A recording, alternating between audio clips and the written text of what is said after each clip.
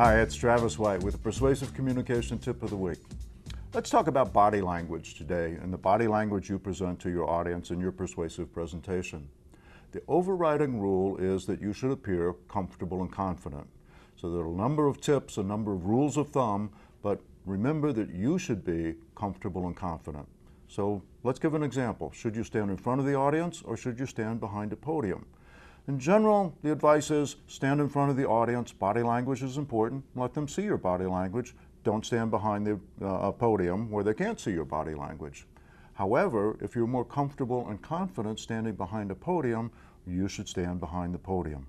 My natural style is to stand out in front of the audience and let them see my body language, and I use my body and my hand motions to help communicate.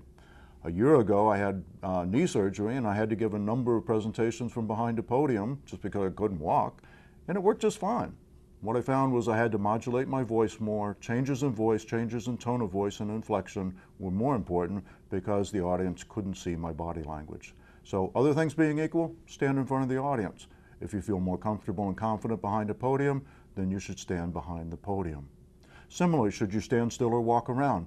I tend to pace around a little bit. I find it helps me burn off a little adrenaline, a little bit of nervousness. And then if I'm pacing around a little bit, when I deliver a key point, I often stop. So I change my behavior, I stop, and with my body language, I emphasize this is an important point that's coming up.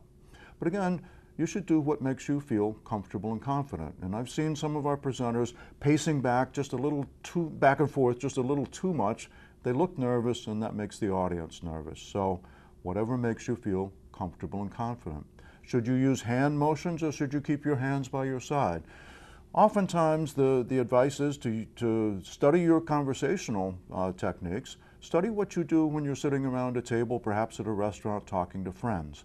If you use hand motions, then you should use hand motions in your presentation. If you find that your hands are fairly still in your conversation around the table with your friends, then you should probably keep your hands fairly still when you're speaking in front of an audience, when you're giving your persuasive presentation. Should you use a teleprompter and read your script or not use a teleprompter and not read your script?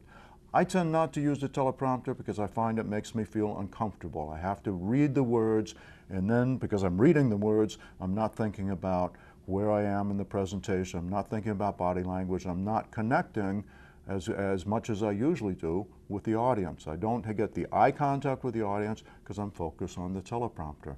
However, if you find that you're more comfortable reading, then you should use a teleprompter. I've seen a lot of people use teleprompters inappropriately. It makes them seem nervous, it makes them seem stiff, it makes them seem untrustworthy, frankly. And of course, trust is the basis of all persuasive communication. So as you think about your body language, standing still, moving around, out in front of the audience, behind a podium, using a teleprompter or not using a teleprompter, think about what makes you feel comfortable and confident and project that confidence and that comfortableness to the audience. That will make them comfortable, that will make you more trustworthy. There is one caveat here. I would always recommend that you stand up.